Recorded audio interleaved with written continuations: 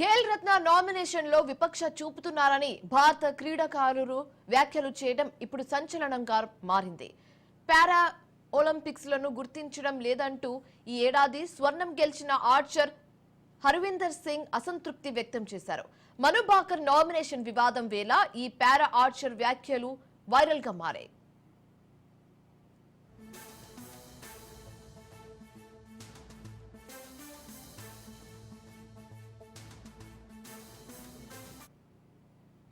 ఇప్పటికే ఖేల్ రత్న అవార్డుల కోసం నామినేషన్ల జాబితాలో షూటర్ మను భాకర్ కు చోటు దక్కలేదని జోరుగా ప్రచారం జరుగుతుంది.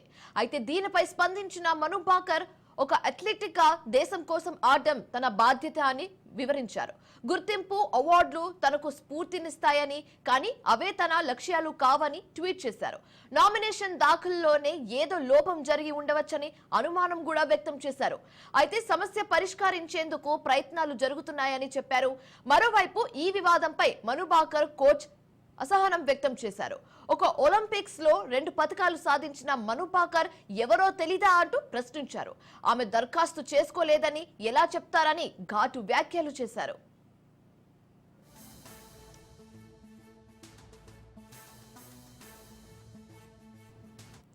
ఖేల్ రత్న నామినేషన్ లో విపక్ష చూపుతున్నారని భారత క్రీడాకారులు వ్యాఖ్యలు చేయడం ఇప్పుడు హాట్ టాపిక్ గా మారింది.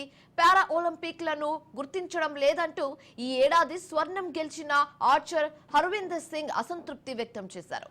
మను భాకర్ నామినేషన్ వివాదం వేళ ఓ పారా ఆర్చర్ వ్యాఖ్యలు వైరల్ గా మారింది.